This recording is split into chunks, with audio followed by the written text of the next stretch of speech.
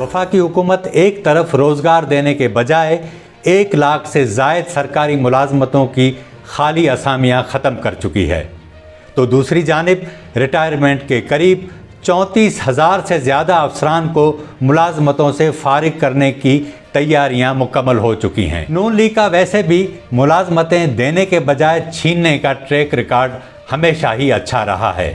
इस बार supreme court के एक मुबहम फैसले को बुनियाद बनाकर हज़ारों वफाकी सरकारी मुलाजमीन को फारिग करने के लिए ये शर्त रख दी गई है कि जो मुलाजमत करना चाहता है पहले जाए, फेडरल पब्लिक सर्विस कमीशन का इम्तहान पास करे और उसके बाद काम पर आए। अगर आपकी उम्र 55 साल हो, ज़िंदगी मामूलात के मुताबिक गुजर रही हो, आप एक अच्छे ओहदे पर हों, आपकी महारत को भी सरकार मानती हो और रिटायरमेंट में सिर्फ 5 साल बाकी हों, ऐसे में अचानक आपको ये कहा जाए कि मैट्रिक का इम्तिहान देना है, तो आपका क्या रद्द अमल होगा। बेशक आपके मातहत PhD हो या और आला तालीमी याफ्ता अफसरान हो, लेकिन मैट्रिक का इम्तिहान देना और उसे पास करना इंतहाई गैर मुमकिन लगता है, क्योंकि जब आप तालीम ख़त्म करके अमली ज़िंदगी में आते हैं तो निसाबी किताबों में जो कुछ था याद नहीं रहता।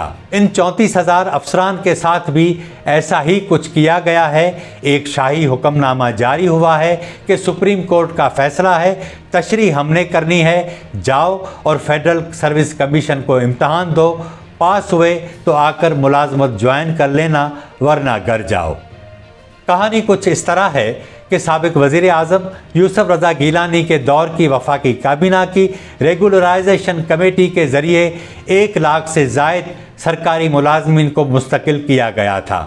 इनमें 34,000 से ज़ायद ग्रेड 16 या उससे ऊपर के अफसरान को अब निकालने का प्लान तैयार किया गया है। 19 मार्च 2025 को इस्टेब्लिशमेंट डिवीज़न ने एक लेटर निकाला और वजारत कानून की तशरीह उसमें शामिल की और फैसला कर लिया।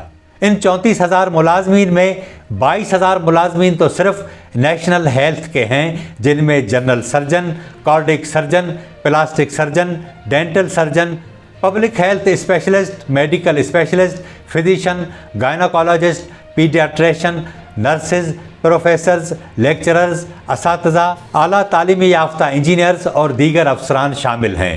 कहानी यह है कि 2 वजारतों के चंद मुलाजमीन हाई कोर्ट के एक फ़ैसले के ख़िलाफ़ सुप्रीम कोर्ट में अपील के लिए गए थे।